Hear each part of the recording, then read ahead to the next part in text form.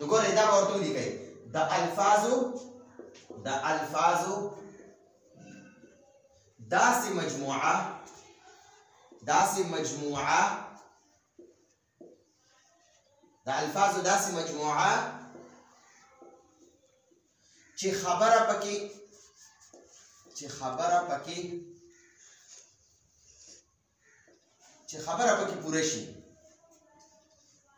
چې خبره پکې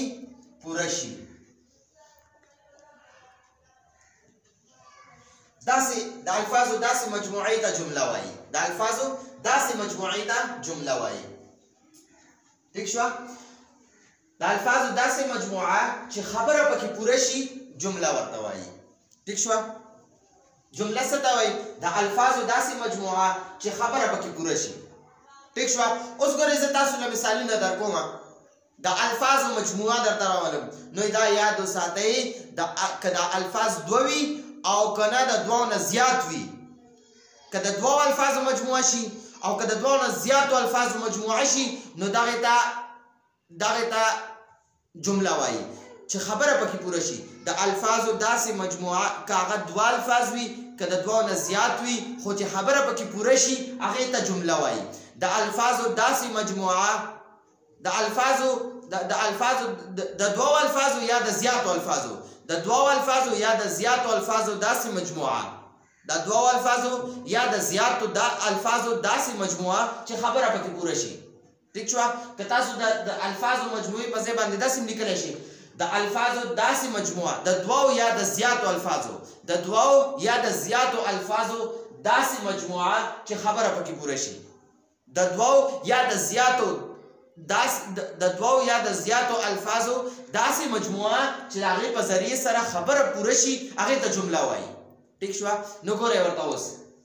زه تاسو ته د دوو الفاظو دغه لیکم دوه الفاظ چې دي هغه تاسو ته لیکم نو ګورئ دا جمله پوره کیږي او که نه پوره کیږي ګورئ ورته اوس دا مشکل یو لفظ دی مشکل سبق نو ګورئ ورته دې ته جمله نشي ویلی ٹھیک شوه دویم ګورئ دا کتاب نو دا کتاب وګورئ دا کتاب یو لفظ دا دی او یو لفظ کتاب دی دو الفاظ دي لیکن خبره پکې پوره نه ده دا جمله نه ده ٹھیک شوه ها بل ګورئ ورته داسې ګورئ ورته په کتاب کې دا دریو الفاظو مجموعه شوه په کتاب کې څه چل دی هېڅ چل نشته خبره پکې نیمګړې ده نو چې خبره نیمګړې که د الفاظو مجموعه وي او خبره پکې پوره نه وي نو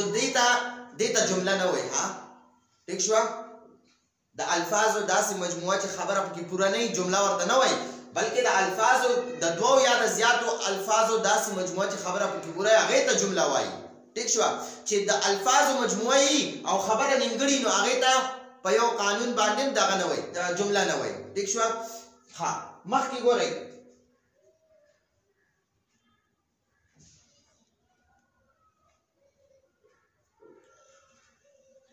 بل څه لیکمه د زید کتاب وګورئ بیا د دریو الفاظو مجموعه شوه یو دا دی یو زید دی او یو کتاب دی نو د زید کتاب د دریو الفاظو مجموعه شوه لیکن خبره نیمګړې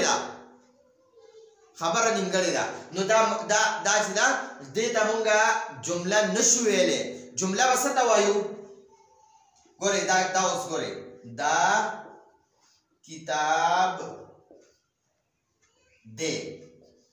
دا کتاب دی وګورئ د دریو الفاظو مجموعه ده لیکن خبره یاد وساتئ چې دې کې خبره پوره ده نو دا اوس جمله ده چې خبره پکې پوره دي که نه اوس دلته کې دا خبره پوره نه ده دلته کې دا صرف لیکلی دا کتاب ٹھیک شوه دا کتاب دا خبره نیمګړې ده او دې خوا ګورئ دې ته لیکلی دي دا کتاب دی نو دا جمله ده ٹھیک شوه جمله کې خبره پوره وي او دې کې خبره ناقص ده ناقص ده خبره پکې پوره نه ده نو دا وګورئ دا هم د الفاظو مجموعه ده لیکن ناقص ده خبره پکې پوره نه ده د الفاظو مجموعه یوه دا ده ٹھیک شوه ناقص ده خبره پکې پوره نه ده یو د الفاظو مجموعه دا ده لیکن ناقص ده خبره پکې پوره نه ده نو دې ته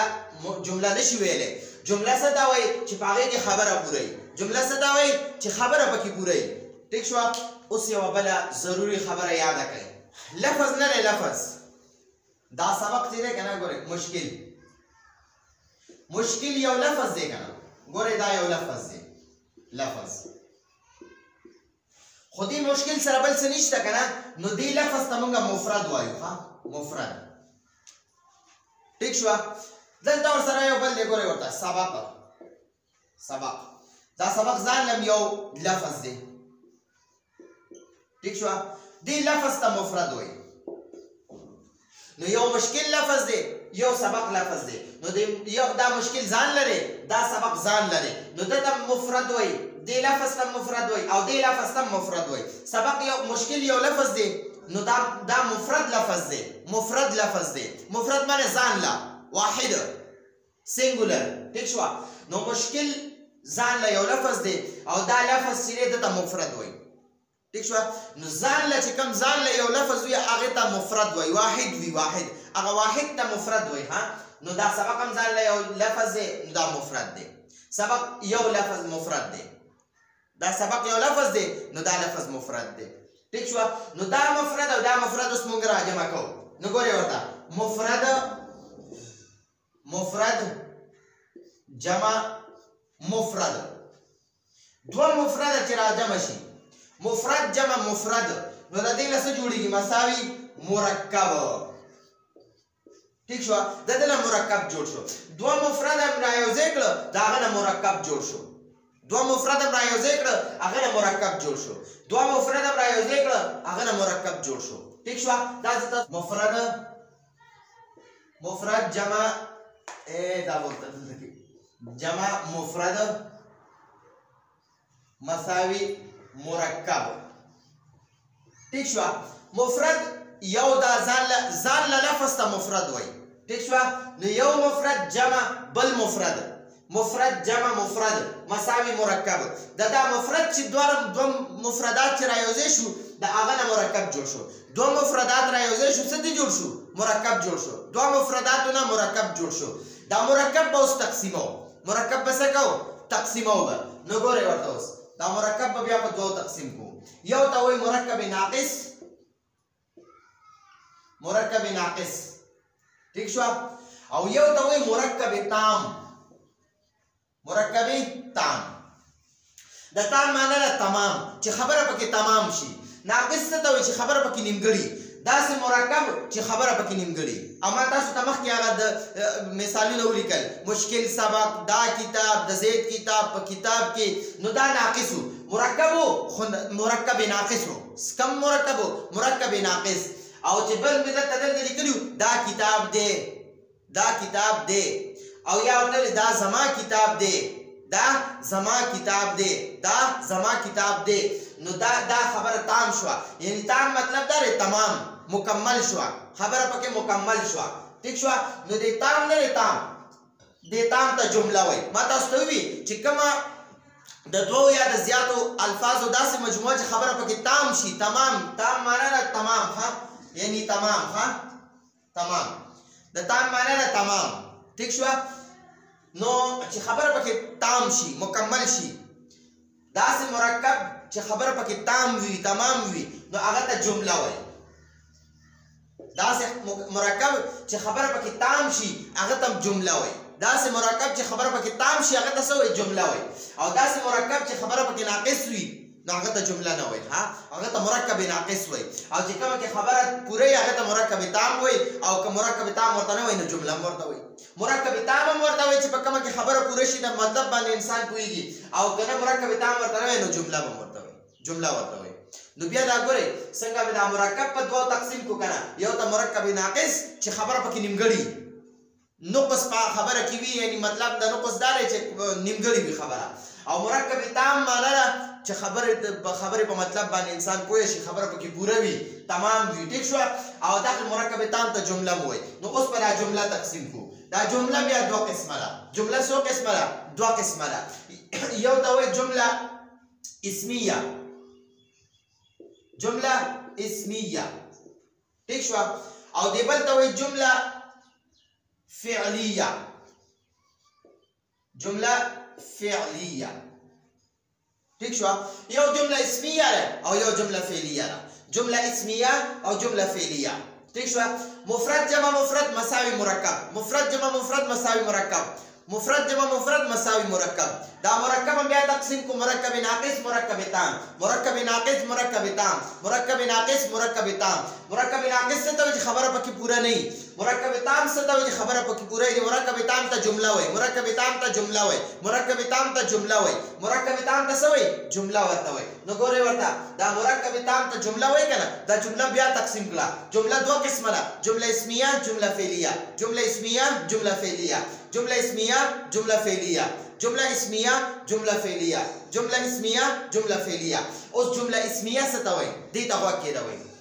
داسې جمله چې د اسم نه شروع شي داسې جمله چې ابتدای د اسم نه وشي داسې جمله چې ابتدای د اسم نه وشي جمله اسمیه ورته وای داسې جمله چې ابتدای د فعل نه وشي جمله فعلیه ورته وای ٹھیک شو دا ورته ولیکئ دا ورته دغه ولیکئ د دې تعریف ورته ولیکئ جمله اسمیه څه ته وای داسې جمله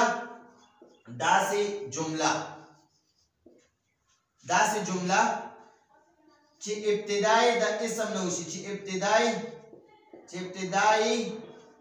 د اسم نه وشي ابتدای د اسم نه وشي ٹھیک شو چې ابتدای د اسم نه وشي جمله اسمیه ورته وایي جمله اسمیه ورته وایي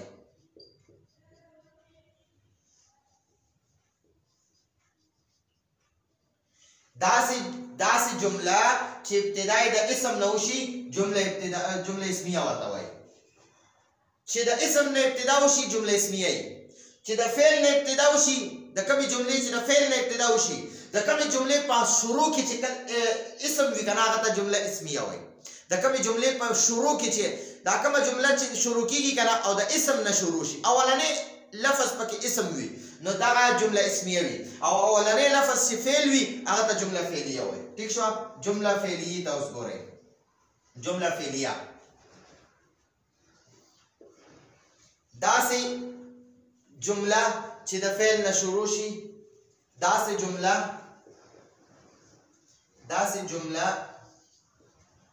چې د فعل نه شروع شي د فعل نه ابتدا وشي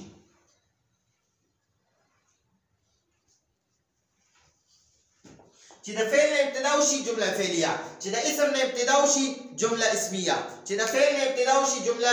فعلیه د اسم نه ابتدا وشي جمله اسمیه د فعل نه ابتدا وشي جمله فعلیه د اسم نه ابتدا وشي نو جمله اسمیه ها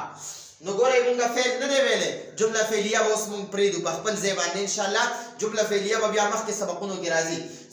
مونږه اوسه پورې د اسم څلور قسمونه ویلي دي نو مونږه جمله اسمیه وایو جمله اسمیه نو اوس ګورئ دا انشاءالله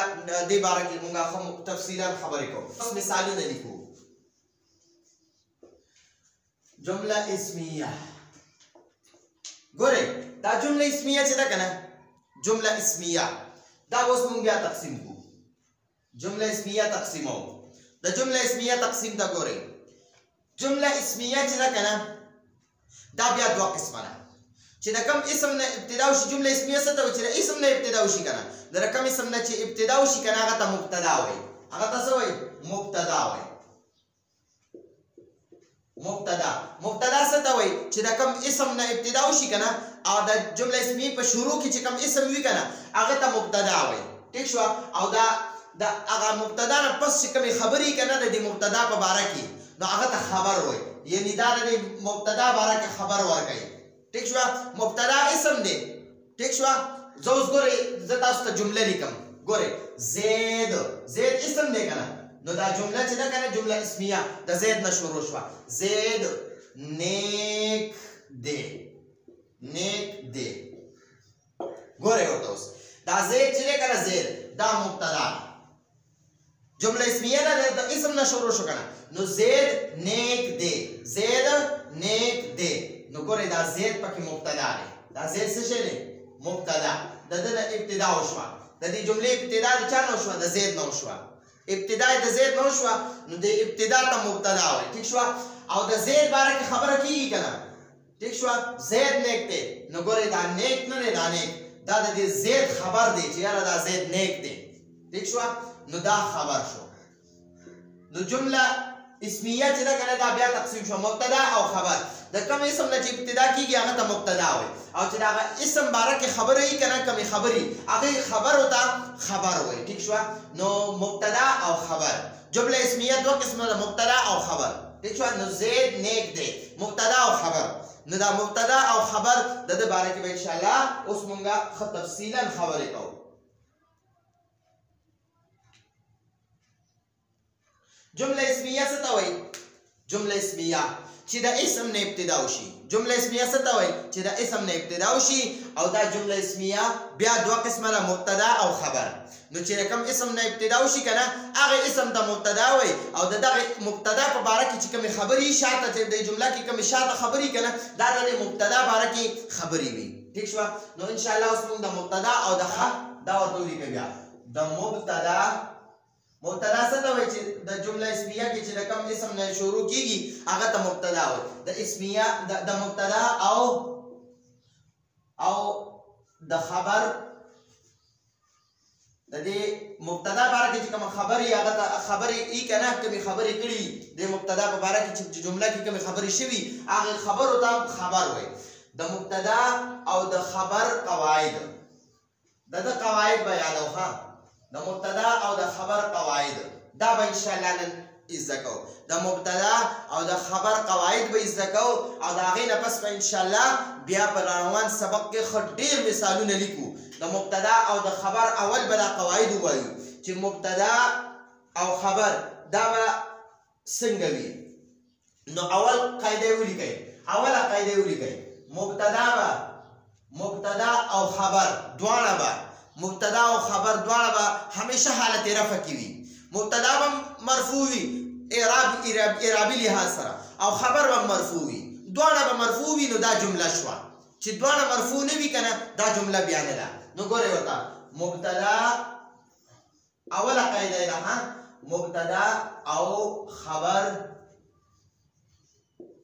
مبتدا او خبر به همیشه مبتدا او خبر به همیشه مرفوع وي حالت رفع کې به وي ټیک شوه مرفوع وي دا اوله قاعده وه اوله قاعده د مبتدا او د خبر قواعدو کې اوله قاعده څه وه مبتدا او خبر به همیشه مرفوع وي مبتدا او خبر به همیشه مرفوع وي مبتدا او خبر به همیشه مرفوع وي حالت رفع کې به وي چې مبتدا حالت رفع کې وي خبر به حالت رفع کې وي ټیک شوه دویمه قاعده یې لیکئ دویمه قاعده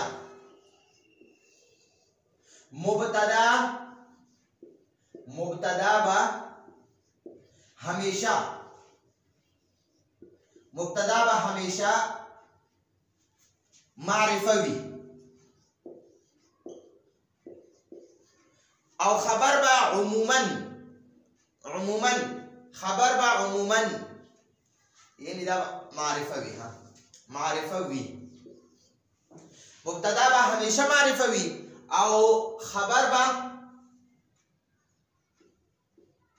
او خبر به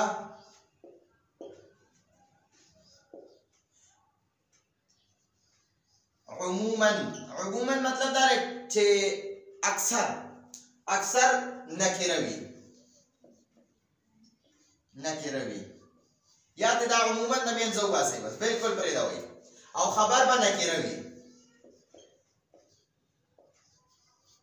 خو کله کله به دا خبرم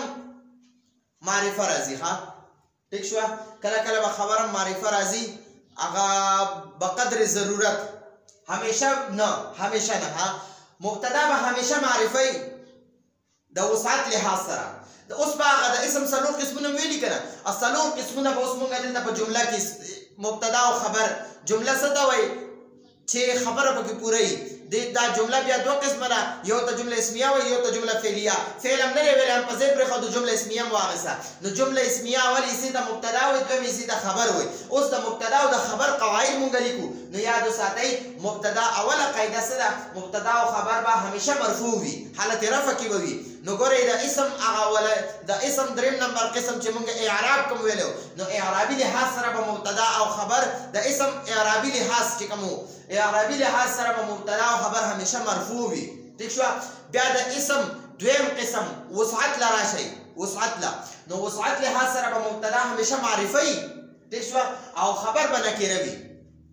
ٹھیک شو اوس دریم نمبر قسم لے راشي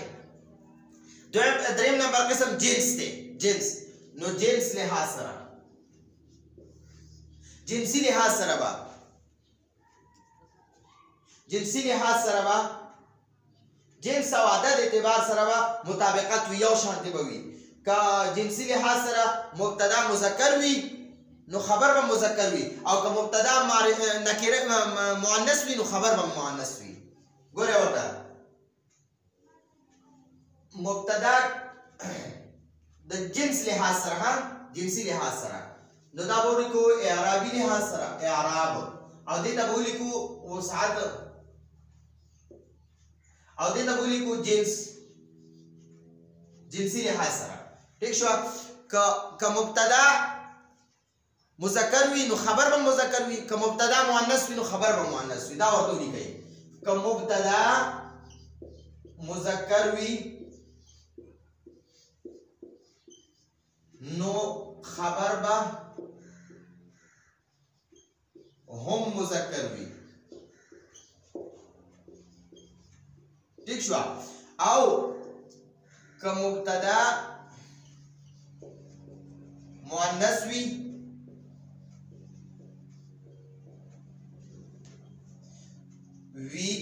نو خبر به هم مؤنث وي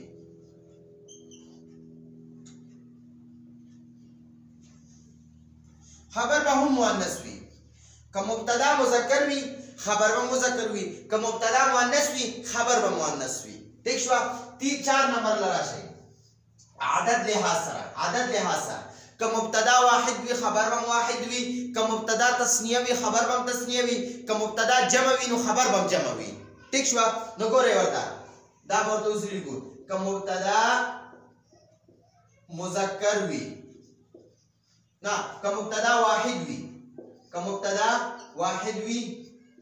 نو خبر به هم واحد وي او که مبتدا تثنیه وي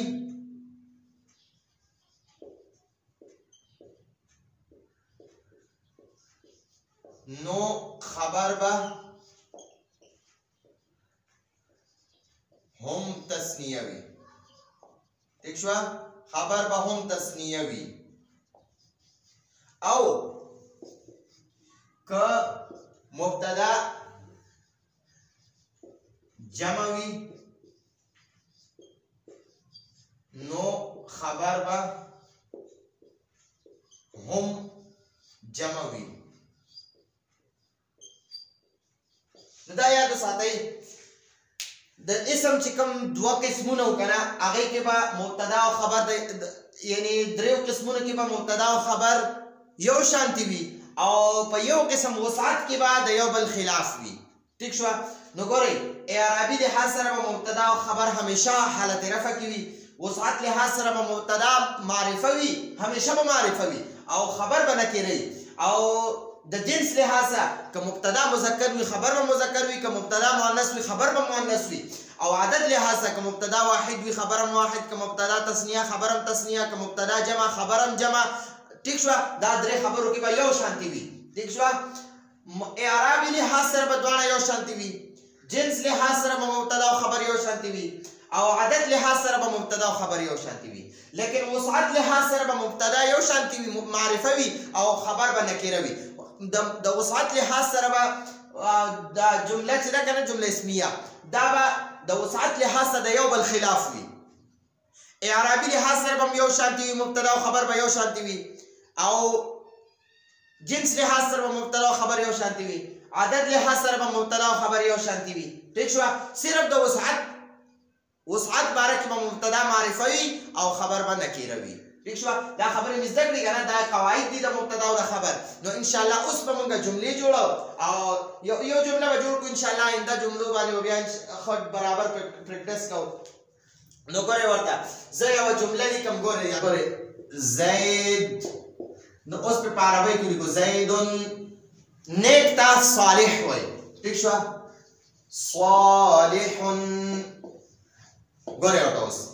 زید وګورئ اسم علم دی معرفه دی کنه زید اسم دی یو خاص اسم نوم ما ولیکلو نو دا نوم چې دی دا معرفه دی نو زید چې دی د وسعت لحاظ سره معرفه شو او صالح وګورئ صالح نیک ته وای صالح بعض خلکو نومونه یې خي نو هغه بیا معرفه وي لیکن دلته ذات نوم مراد نه نوم ذات صفت مراد اخلم ها چې دلته کې دا زید صفت زید صفت بیانوم زید اسم دی او دا صالح صفت دی نو دا زید چې دی کنه زید دا معرفه دی وګورئ زید علم دی علم د معرفې پنځه قسمونه ویلو هغې کې زید علم دی ٹھیک شو او صالح چې دی دا د دې زید باره کې خبر دی دا اسم نه دی دا صالح چې دی دا اسم نه دی دا یو صفت دی نو دا د زید خبر بیانوي چې یاره زید نیک دی نو ګورئ نو د وسعت باره کې مبتدا یو شان دی خبر بل شان زید مبتدا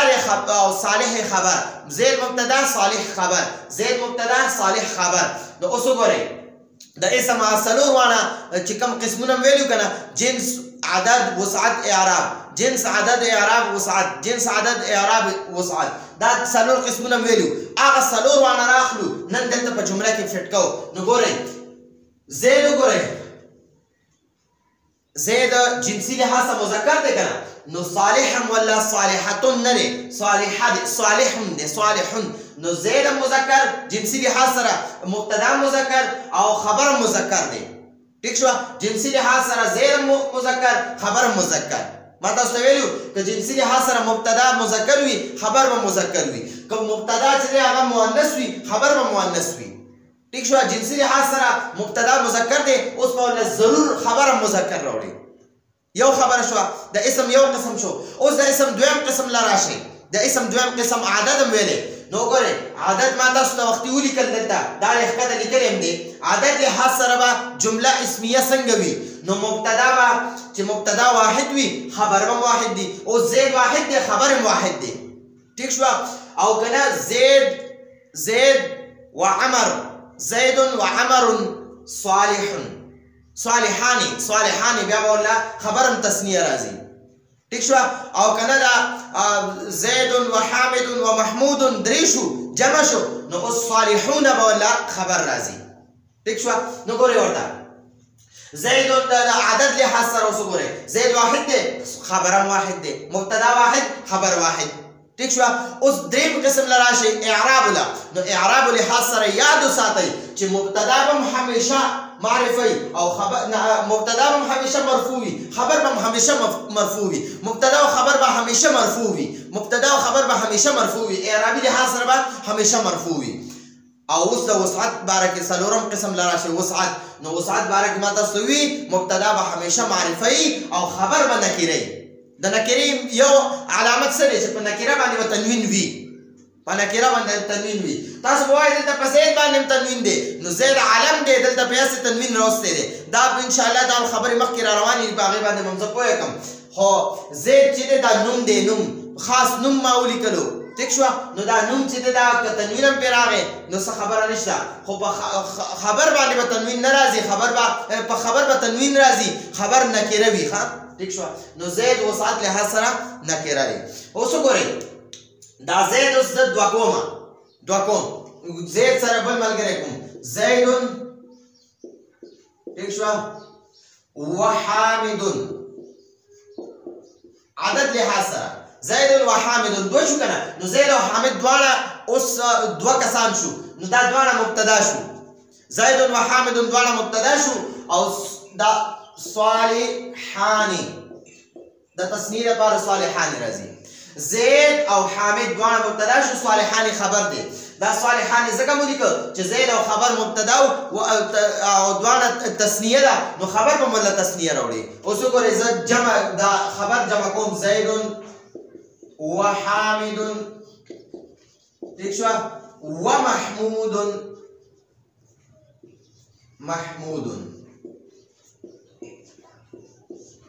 زید و حامد و محمود جمع شو اوس په الله خبرم جمع راوړي صالحون